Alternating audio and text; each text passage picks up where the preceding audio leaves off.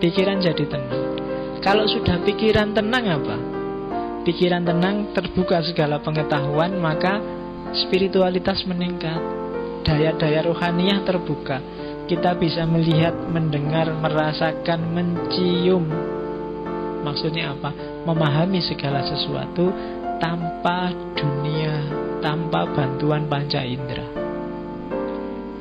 Tidak cuma dunia yang kelihatan, juga dunia yang tidak kelihatan. Jadi melampaui materi, melampaui panca indera. Nah, itu kalau dapat cahayanya Allah. Akalnya sudah nggak terbatas pada yang kelihatan. Syaratnya cahaya ada 3. Selain cahayanya harus ada, tidak ada yang menghalangi, tidak ada hijabnya. Dan yang ketiga, ada aktivitas, ada isyraq. Jadi kalau ada cahaya pasti Allah itu Nurul Anwar.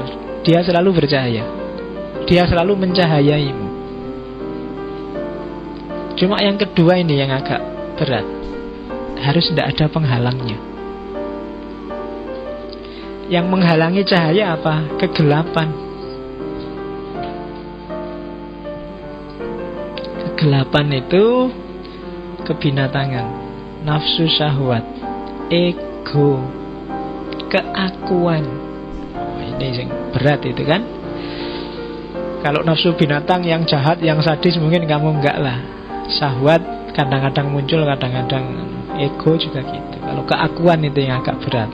Aku itu kan, kamu kan selalu masih gampang dibohongi oleh keakuan. Masih suka selfie di Facebook, masih suka, itu kan keakuan kan? Itu keakuan. Tiba-tiba pamer nasihat di Facebook, wah, semuanya, oh itu yang like itu ada 40 lebih loh Pak. Wah itu aku kan, lagi-lagi aku. Susah. Godaan mungkin yang muda-muda adalah godaan syuhro, pingin populer, pingin terkenal, pingin dianggap besar, pingin jadi orang penting. Itu masih keakuan. Itu sering jadi hijab bagi cahaya.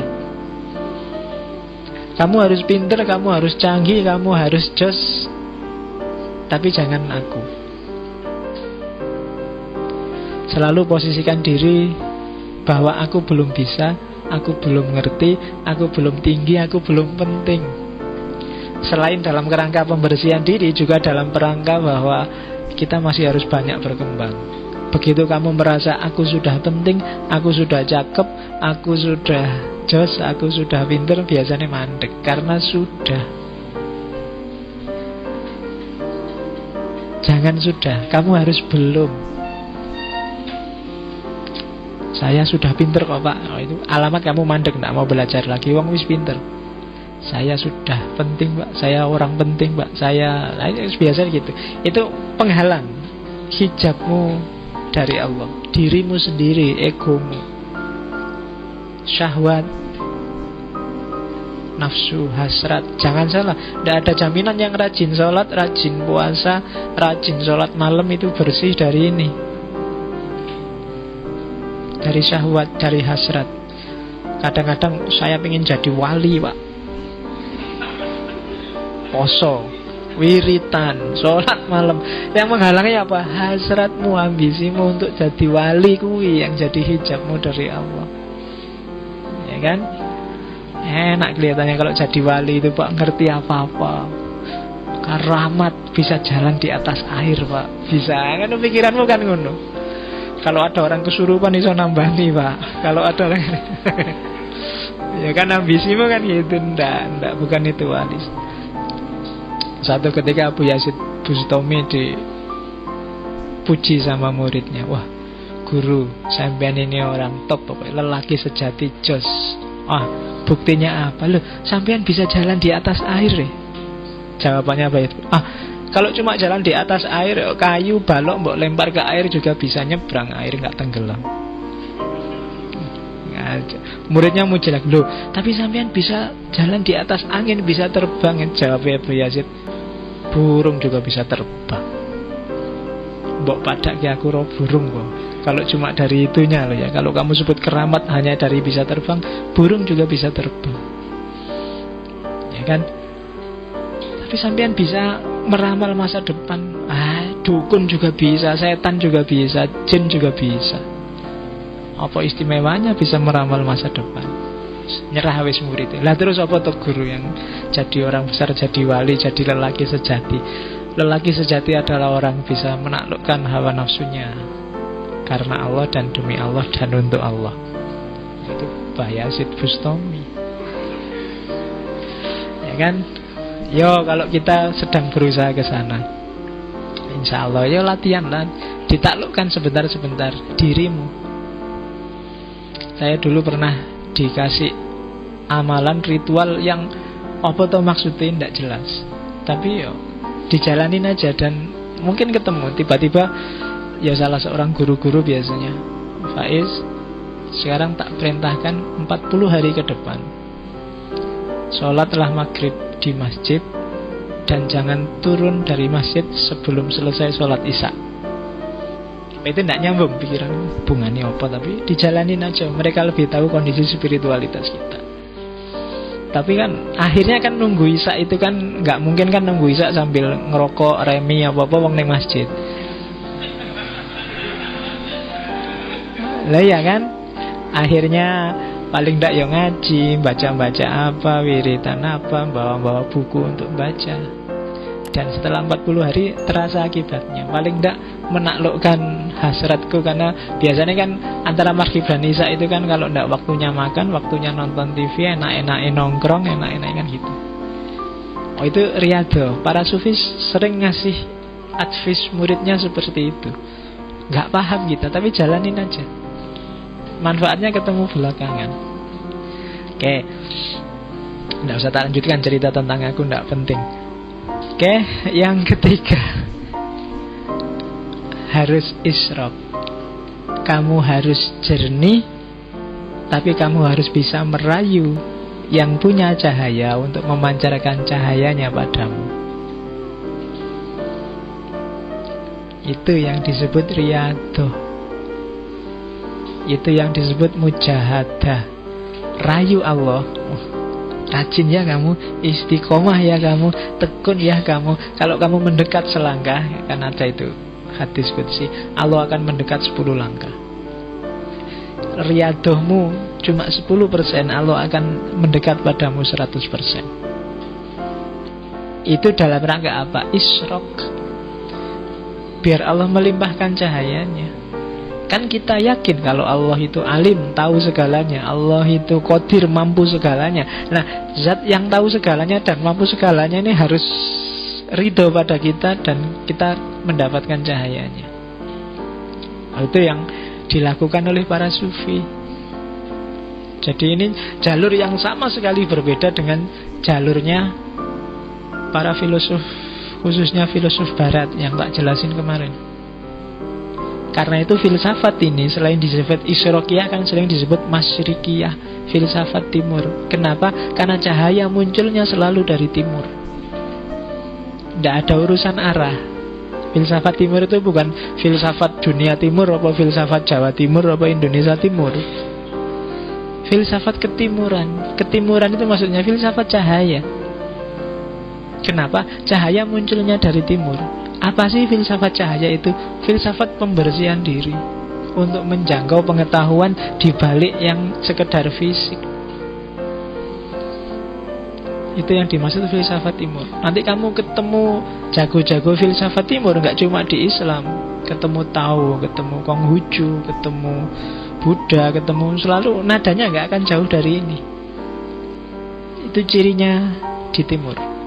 Jadi dari timur kamu ketemu cahaya, dari barat kamu ketemu materi. Biasanya gayanya seperti itu. Sama-sama penting, saling mendukung. Tapi hari ini kita banyak kehilangan timur, terlalu banyak baratnya. Jadi ada cahaya. Kalau ini nggak perlu kamu tanyakan, pasti ada cahaya. Sudah ada karena memang sejak azali. Yang kedua, tidak ada penghalang, tidak ada hijab. Dan yang ketiga ada isyraq. Ini yang Allah ridho untuk mencahayai kita. Sebenarnya rumusnya sederhana. Gimana caranya Allah ridho pada kita? Selain riyadhah, kita juga harus ridho pada Allah. Dalam hidup ini yang paling susah itu kita meridhai Allah. Radhiyallahu anhum wa radu anhu. Radhiyallahu anhum itu ya kita juga harus ridho pada Allah. Kita kan sering komplain pada Allah, Indonesia ini kok rusuh terus ya, padahal tiap hari berdoa. Gusti Allah itu tidak suka ya sama orang Indonesia. Nah ini komplain kan, orang-orang kok podo enak-enak, aku kok sumpek dewe ini gimana ya. Ini ridho. Teman-temanku kok cepet lulus, aku skripsi nggak selesai-selesai. Tiap hari sudah berdoa, jangan-jangan Allah sentimen sama aku. Ya kan, kita sering komplain gitu kan, kita sering nggak ridho pada Allah.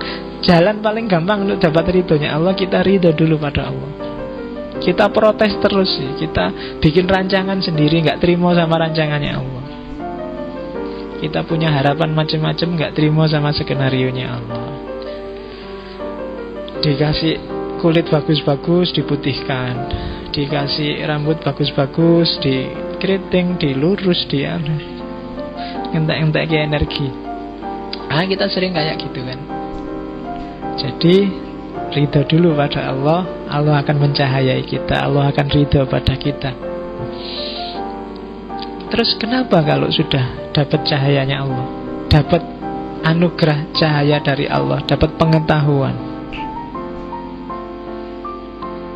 Itu kalau di Surawardi, yang pertama kalau kita dapat pengetahuan, sakinah.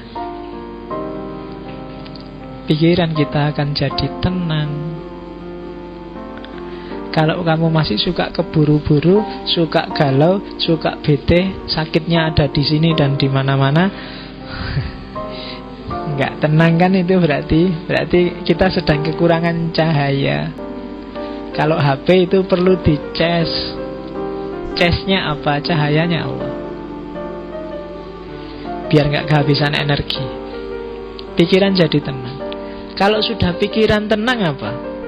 Pikiran tenang, terbuka segala pengetahuan, maka spiritualitas meningkat, daya-daya rohaniah terbuka. Kita bisa melihat, mendengar, merasakan, mencium. Maksudnya apa?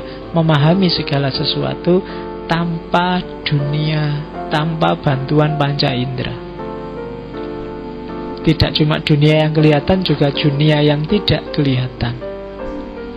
Jadi melampaui materi, melampaui panca indera. Itu kalau dapat cahayanya Allah.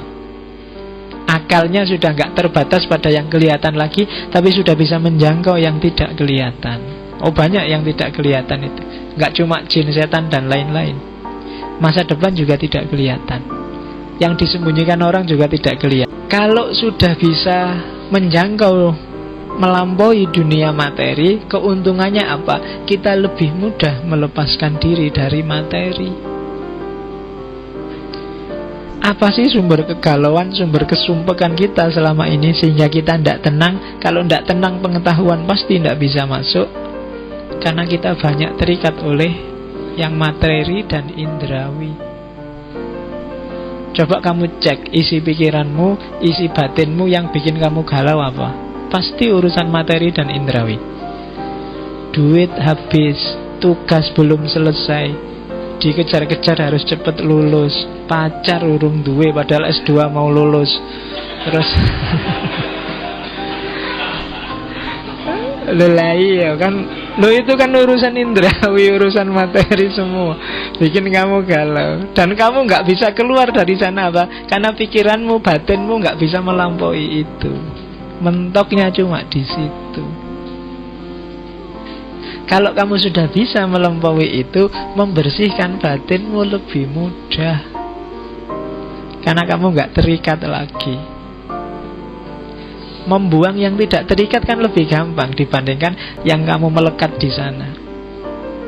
Jadi mudah membersihkan diri. Kalau sudah bersih, kamu bisa nyambung sama Maha Cahaya. Jadi kalau timur untuk dapat pengetahuan tidak agresif, tapi reseptif. Kalau barat harus keluar dari dirinya. Kalau orang timur masuk ke dalam dirinya, bersih-bersih, terus dia akan dapat limpahan. Kalau orang barat lebih capek karena dia harus keluar, sibuk mengejar. Itu pun tidak pasti kebenaran hasilnya. Biasanya spekulasi, terminal-terminal sementara. Sehingga ketika sudah capek baru mikir, kok aku capek-capek gini, keliru mungkin jalannya, baru balik. Itu yang terjadi hari ini kan, sehingga Barat merasa haus spiritualitas, merasa teralienasi. Alienasi itu kan keyword nomor 1 untuk memahami peradaban yang disebut modern, yang rasional. Alienasi itu berarti manusia yang terasing dari dirinya, nggak kenal lagi aku sebagai manusia. Dia nggak paham. Kenapa? Karena selama ini terlalu sibuk keluar, sehingga lepas, tidak bisa ngopeni memahami dirinya sendiri. Kebalikannya sama Timur. Ya ada plus minusnya, tapi itu tipenya. Kalau kita orang Timur biasanya harusnya lebih mudah menangkap hikmah Masyriqiyah dibandingkan hikmah Barat untuk dipraktekkan loh ya. Kenapa di Jawa itu lebih gampang kebatinan untuk tumbuh? Karena memang kebatinan mentalnya mental Timur, dunia batin. Kalau materialisme agak berat. Oke, kalau kamu jadi orang Jawa, jadi orang Indonesia kok materialistik, itu biasanya agak berat. Makanya yang lebih sukses jadi materialis itu kan orang-orang Barat, orang Amerika, orang Eropa. Karena memang tipikalnya mereka di sana. Cuma gaya kita bukan gaya itu. Kita bisa jaya dulu itu, Timur itu kan jaya, peradaban Mesir, peradaban India, peradaban Cina kuno. Tapi dahsyatnya di dunia kebatinan ketimuran. Silahkan kamu baca seperti apa memanfaatkan dunia batin untuk memajukan peradaban khas Cina, khas Mesir, khas Persia. Oke, jadi kalau sudah dapat pengetahuan, pikiran tenang. Kalau pikiran tenang bisa mencapai spiritualitas, melampaui dunia materi. Kalau sudah bisa melampaui dunia materi, bisa lebih cepat membersihkan diri. Kalau bisa cepat membersihkan diri, kita bisa wusul, kita bisa ittisal, bisa lebih nyambung lagi sama Allah, bisa lebih mesra lagi sama Allah. Selama ini kita masih formalitas ketemu Allah, masih kayak mahasiswa masuk kelas hanya karena absen. Ya kan, yang penting absen wis beres, yang penting tanda tangan. Jadi sembahyang itu kan kayak kamu absen gitu aja kan. Pokoknya isya, subuh, zuhur, asar, maghrib selesai. Tugasnya kan itu. Jadi standar. Mungkin kalau aku yang jadi Allah wis bosen nonton awakmu wis ngono terus. Ndak berkembang. Oke. Indikatornya apa sih sudah mencapai pengetahuan itu? Kalau di Suhrawardi, yang pertama sakinah tadi, ketenangan kan? Kemudian yang kedua, ya kalau di Allah itu kan yang punya ketenangan itu orang-orang mukmin. Ala bi dzikrillah tatmainnul qulub, alladzina amanu wa tatma'innu qulubuhum bi dzikrillah, ala bi dzikrillah tatma'innul qulub.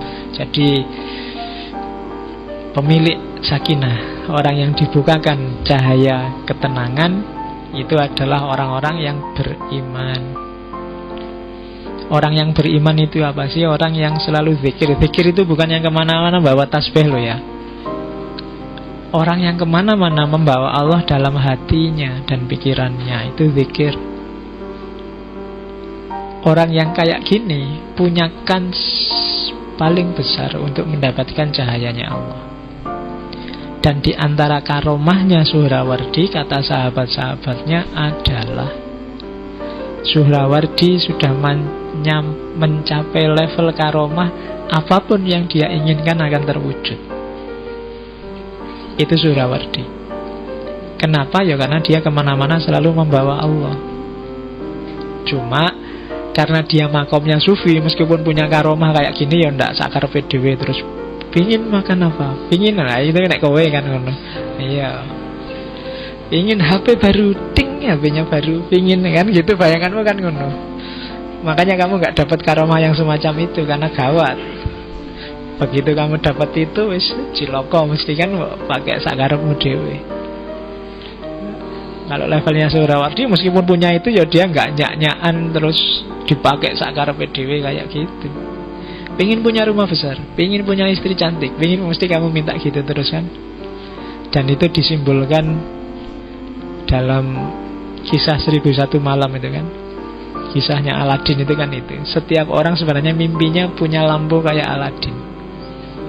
Itu sebenarnya sindiran luar biasa pada keserakahannya manusia. Kamu kan seneng kalau punya lampu Aladin, tinggal digosok, jinnya datang, minta apa, tinggal ngomong ting, datanglah permintaanmu kan. Kamu mimpinya punya itu kan, jadi punya 3 itu terus karepmu gitu. Itu sebenarnya sindiran. Jadi 1001 malam itu kan isinya sindiran-sindiran, sama kayak Centini, isinya sindiran-sindiran terhadap Muslim Jawa awal yang agak formalitas. Oke.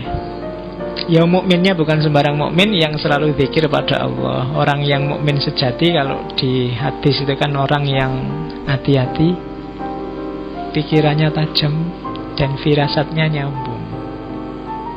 Makanya ada hadis yang bilang, hati-hatilah terhadap firasatnya orang mukmin, sebab dia melihat dengan cahaya Tuhannya.